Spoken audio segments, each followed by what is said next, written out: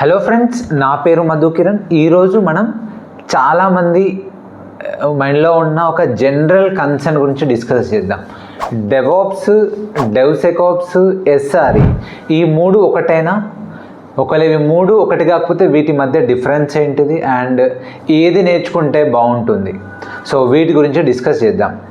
Okay, so DevOps వచ్చేసి it's more of automation. So developers ఎప్పుడైతే ఒక కోడ్ రాస్తారో దాన్ని ప్రొడక్షన్ ఎన్విరాన్మెంట్లో డిప్లాయ్ చేసేంత వరకు ప్రతి స్టేజ్లో ఈచ్ అండ్ ఎవ్రీ ఫేజ్లో దాన్ని ఆటోమేట్ చేసి ఏదైతే సాఫ్ట్వేర్ డెవలప్మెంట్ లైఫ్ సైకిల్ ఉందో దాన్ని స్పీడప్ చేయాల్సిన బాధ్యత డెవాప్స్ ఇంజనీర్ది. ఎలా చేస్తాడు? త్రూ డిఫరెంట్ ఆటోమేషన్ టూల్స్తో DevOps engineer will expedite the process. It's basically a process, it's a methodology, it's a culture, nannadthe it's a mindset.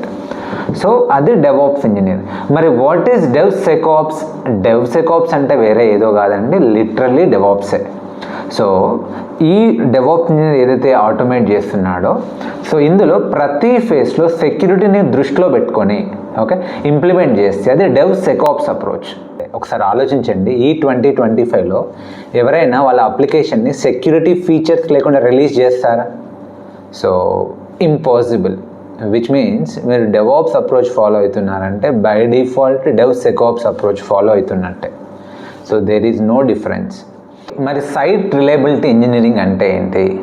So DevOps engineer వచ్చేసి ఆ కోడ్ని ప్రొడక్షన్ ఎన్విరాన్మెంట్లో డిప్లాయ్ చేసేంత వరకు ఆటోమేట్ చేయాల్సిన బాధ్యత డెవాప్స్ ఇంజనీర్ది. ప్రొడక్షన్ ఎన్విరాన్మెంట్లో డిప్లాయ్ చేసిన తర్వాత మరి ఆ అప్లికేషన్ హైలీ అవైలబుల్ ఉందా, హైలీ స్కేలబుల్ ఉందా, హైలీ రిలయబుల్ ఉందా, దాని పర్ఫార్మెన్స్ యాజ్ ఎక్స్పెక్టెడ్ ఉందా? సో ఇవన్నీ చూసుకోవాల్సిన బాధ్యత సైట్ రిలయబిలిటీ ఇంజనీర్ది.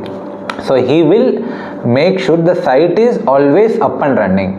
సో ఆయన ఎప్పటికప్పుడు దాన్ని మానిటర్ చేస్తాడు through different monitoring and observability tools ద్వారా. And he will maintain and define service level objectives, service level indicators and service level agreements like SLA, SLI, SLOs ఇవన్నీ డిఫైన్ చేసి somehow it is his responsibility to make sure that application is always available, always reliable, always up and running. So ఇదంతా చేయాల్సిన బాధ్యత site reliability ఇంజనీర్ది. I hope now you got the difference between DevOps, DevSecOps and site reliability engineer.